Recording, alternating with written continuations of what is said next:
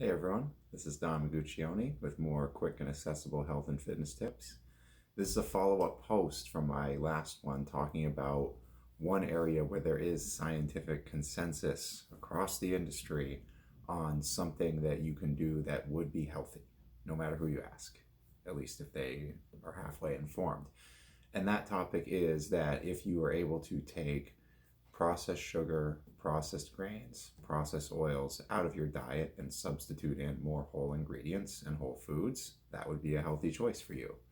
So, the problem is, how do we find these three mystery ingredients in our food? The obvious choice is that you prepare all of your own food. That way, you know where each individual ingredient is coming from, and you'll be in complete control at that point. You can decide what types of food are going in to what you're making.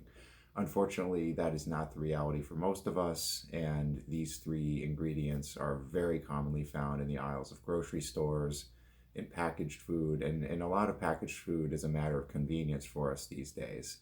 So, is all packaged food bad? Bad. Does it have these three ingredients in them? Well, not necessarily. But how do you know? Again, they're very commonly used in foods that we find in the grocery stores that we have in our house right now. So what we're going to do today is explore how you can find out whether or not foods that you have in your pantry have processed sugar, processed grain, processed oil. So we'll start from the top. Processed sugar. First thing you want to do when you're looking at something is you check out the nutrition facts. These days it will have to tell you if the product has sugar in it and if it has any added sugar, which is a dead giveaway. And if you want to do for some further detective work, if it doesn't say whether or not it has added sugar, just go ahead and read down the ingredients label. So there's a lot of different names for sugar. So if you see cane sugar, that's a pretty easy one. But there's also some other forms that it can take and other names for sugar.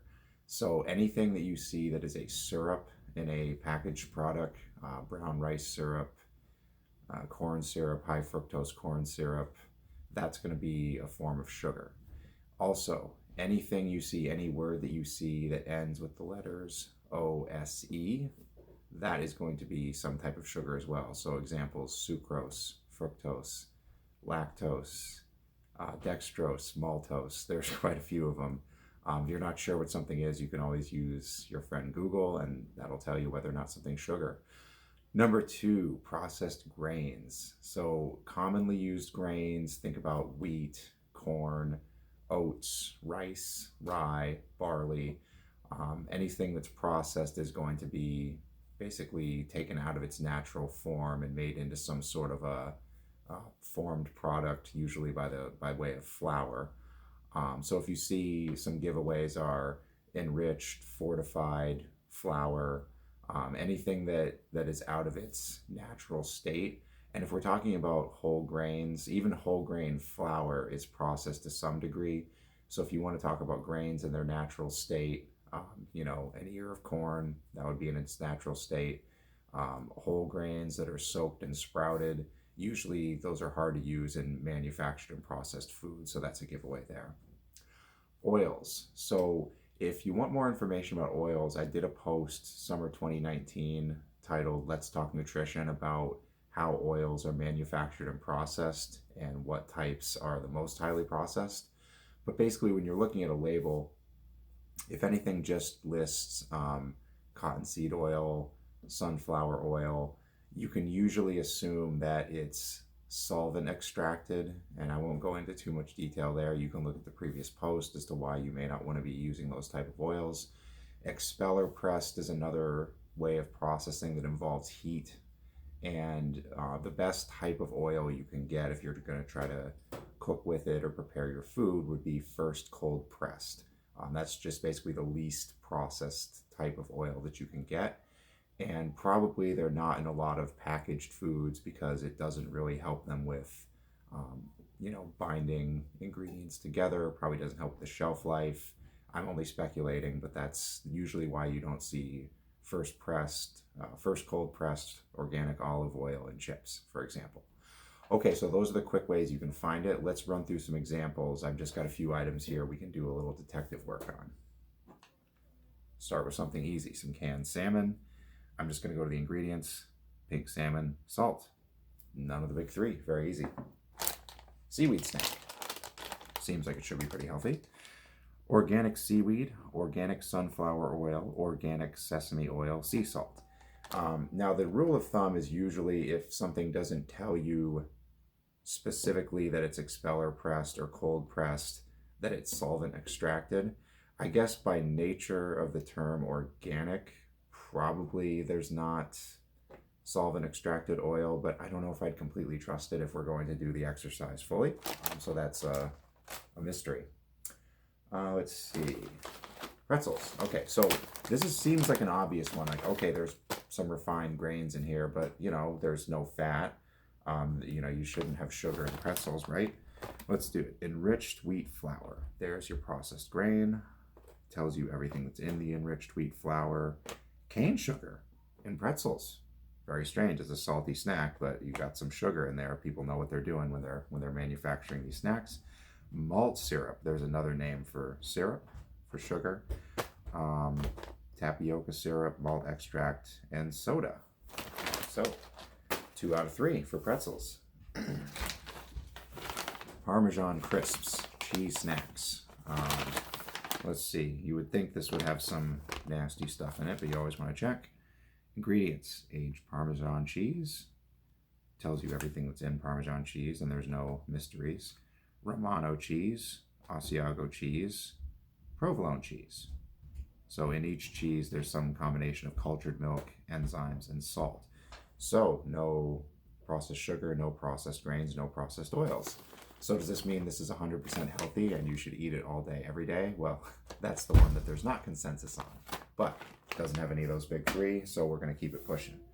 All right, veggie straws. So I was trying to find some sort of chip that we could use, like a Dorito or some sort of derivative there, but this will do. Veggie straws. It's supposed to be healthy, right? Veggies.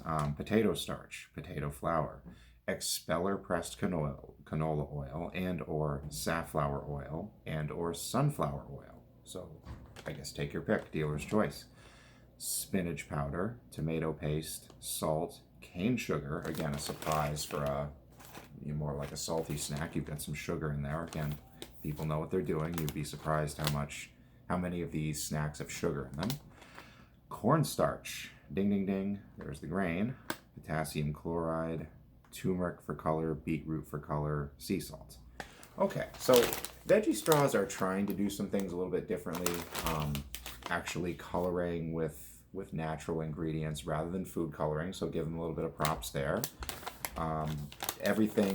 Every one of the big three is accounted for: the processed grains, processed oils, processed sugar. So this is something that's kind of packaging itself as a wholesome snack, and it probably is a little bit better off than some of the chip and snack products, but definitely beware of marketing and make sure that you're reading ingredient labels before you're making some choices about these foods. Shredded coconut. So seems like it should be pretty wholesome. Organic shredded coconut, always check. Organic shredded coconut. End of ingredients list. Cool. All right. Mixed nuts. So you'd think mixed nuts would be a pretty healthy choice for a snack, and there shouldn't be a lot of funny business, but you always want to check. Peanuts, almonds, cashews, pecans, roasted in peanut oil and or cottonseed oil and or sunflower seed and or canola oil. So 4 possible oils roasted in, and salt. So that's the challenge with any sort of roasted nuts, whether they're mixed nuts, peanuts, almonds, etc., is usually they're roasted in a processed oil. So if you're trying to pick up some nuts or seeds as a snack and you want to avoid the processed oils, try to find raw almonds, mixed nuts, and look at the ingredients just to make sure that they're not adding any funny business into them. Okay. Here we go. Here's an example: raw sunflower seeds. Again, you always want to make sure. Let's check.